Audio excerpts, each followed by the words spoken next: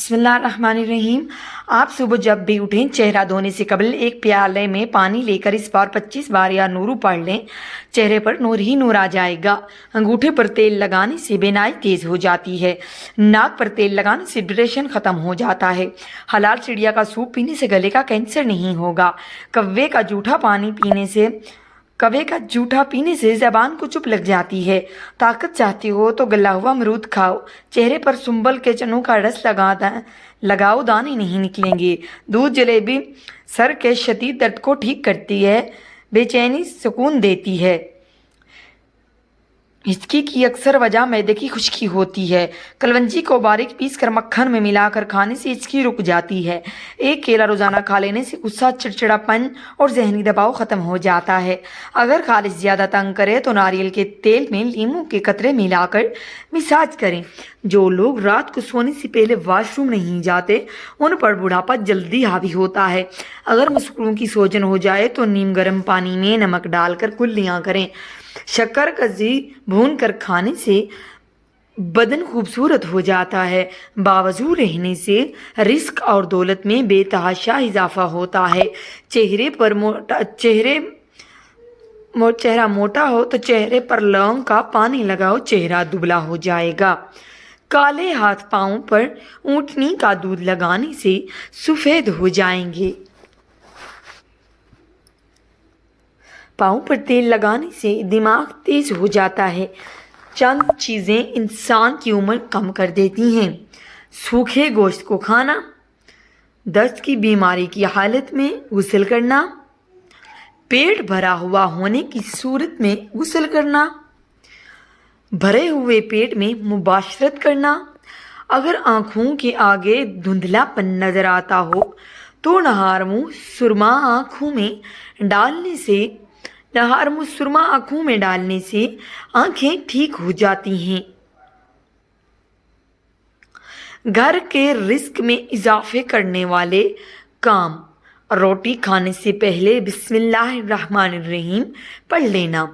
پخانہ کرنے کے بعد ہاتھ کلمہ پڑھ کر دھونا۔ رات کو تمام برتنوں کو الٹا کر کے رکھنا۔ اذان سنتے ہی خاموشی اختیار کر لینا۔ ہر نماز کے بعد استغفار کرنا۔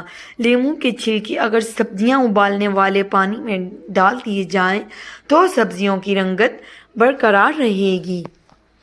فرش پر اگر روغن کے دھبے پڑ جائیں تو انہیں مٹی کے تیل سے صاف کریں، نشانات دور ہو جائیں گے۔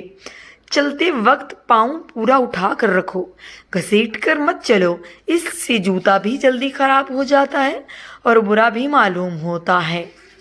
اگر کوئی نمک یا کوئی اور کھانے پینے کی چیز مانگے تو برتن میں لاؤ، ہاتھ پر رکھ کر مت لاؤ۔ جوتا ہمیشہ جھاڑ کر پہنو، شاید اس کے اندر کوئی موذی جانور بیٹھا ہو۔ اس طرح بستر اور کپڑے بھی جھاڑ کر استعمال کریں۔ نمک کھانے میں کم ڈالا کرو، کیونکہ کم کا تو علاج ہو سکتا ہے لیکن اگر زیادہ ہو تو اس کا علاج نہیں ہو سکتا۔ بچوں کو ہنسی میں مت اچھالیں اور کسی کھڑکی وغیرہ میں مت لٹکائیں۔ اللہ نہ کرے کبھی ایسا نہ ہو کہ ہاتھ سے چھوٹ جائیں۔ ناخن کاٹنے کے بعد اس پر تیل ملنے سے نظر کبھی کمزور نہیں ہوگی، دماغ مضبوط رہے گا، بدن میں ریشہ نہیں ہوگا، یادداشت بہترین رہے گی۔ گھنٹوں کا شدید ترین درد ہمیشہ کے لیے ختم۔ گھٹنوں کا مرض تب پیدا ہوتا ہے جب ان میں لیسدار مادہ ختم ہو جاتا ہے۔ یہ ٹوٹکا لیسدار مادہ پیدا کرنے میں بہت مفید ہے۔ ایک پاؤ مسول لیں، پنسار کی دکان سے آسانی سے مل جاتا ہے۔ ایک بوتل سرکہ انگوری لیں، مسور کو بہت باریک پیس کر سرکے میں اتنا ڈالیں کہ لیٹی ہی بن جائے۔ اس کو گھٹنوں کے چاروں طرف لگائیں۔ جب یہ خشک ہو جائے تو اس کے اوپر ایک مرتبہ اور لگا دیں۔ اس طرح 3 دن تک لگاتے رہیں۔ رات کو سوتے وقت گھٹنوں پر گرم کپڑا یا پٹی باندھ لیں۔ انشاءاللہ گھٹنوں کا لیسدار مادہ پیدا ہو جائے گا۔ ویڈیو اچھی لگی ہو تو ہمارے چینل کو سبسکرائب ضرور کر دیں۔ شکریہ، جزاک اللہ۔